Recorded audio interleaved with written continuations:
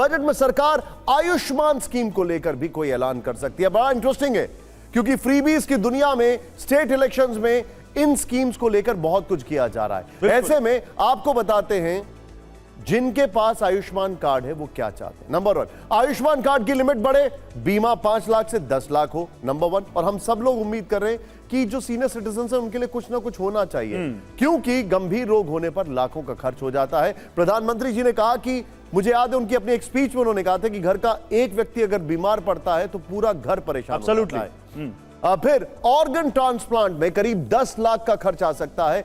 Chemotherapy के एक session का खर्च 1 से 2 लाख रुपए आ जाता है। कैंसर के इलाज में 10 से 15 लाख का खर्च होना संभव है। किडनी ट्रांसप्लांट में करीब 7 लाख का खर्च आ सकता है।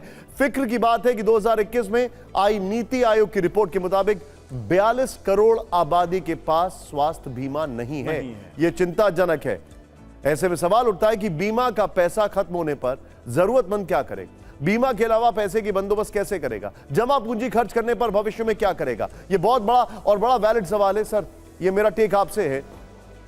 यह यहां पर हेल्थ बेनिफिट डेफिनेटली वो एक बहुत बड़ा होल बनाएगा सरकार के लिए, लेकिन आपको लगता नहीं है कि अगर हम नेशनल सिक्योरिटी की बात करते हैं तो सोशल सिक्योरिटी में एक सबसे बड़ा फैक्टर यह है जो कि विदेशों से हमें इंस्पिरेशन लेनी चाहिए। नहीं, बिल्कुल हेल्थ को करना चाहिए, लेकिन सरकार ये मत करे कि सबको फ्री में दे। right. बहुत सारे लोग हैं जो अफोर्ड कर सकते हैं, उनसे नॉमिनल आप उनको सस्ती इंश्योरेंस देखो।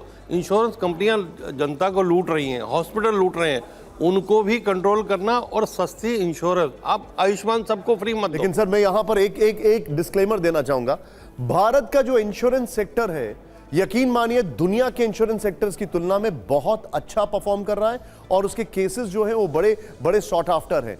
अगर इस सरकार की बात की जाए तो चाहे वो नी ट्रांसप्लांटेशन की बात हो, चाहे वो हार्ट में स्टंट या वॉल्व की बात हो, इस सरकार ने कई सारी चीजों पर बहुत ज्यादा पैसा कम कर दिया है। बिल्कुल। और देखिए मैं नीचे भी आप देखिए यहां पर समय लगातार कम होता जा रहा है और लोगों के दिलों की धक धक बढ़ रही है कि इस बार मिल जाएगा क्या। बहुत दिनों से, बहुत सालों से इंतजार किया, मिला नहीं इनकम टैक्स में कुछ, इस बार मिल जाएगा क्या।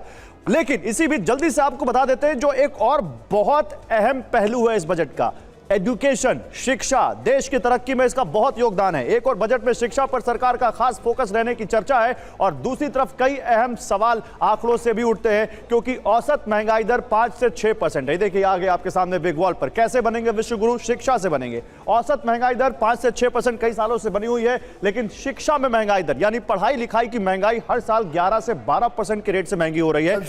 इस देश में युवा पॉपुलेशन बहुत ज्यादा है। प्रधानमंत्री ने कल सबसे पहले जो जिक्र किया नारी शक्ति के बाद वो युवा शक्ति का था। हाँ, तो अब वो कैसे कम किया जाएगा पढ़ाई लिखाई की महंगाई, या फिर पढ़ाई लिखाई के और मौके लोगों तक, जो गरीब तबका है जिनके पास इतने संसाधन नहीं है, उनके लिए क्या किया जाएगा। इस बजट में कोई फुल एंड फाइनल, जैसा कि निशान फुल एंड फाइनल रोज शो करते हैं, वैसी कोई फुल एंड फाइनल व्यवस्था कर दी जाएगी ताकि शिक्षा के क्षेत्र में लोग पढ़े भी, बढ़े भी और महंगाई भी कम हो।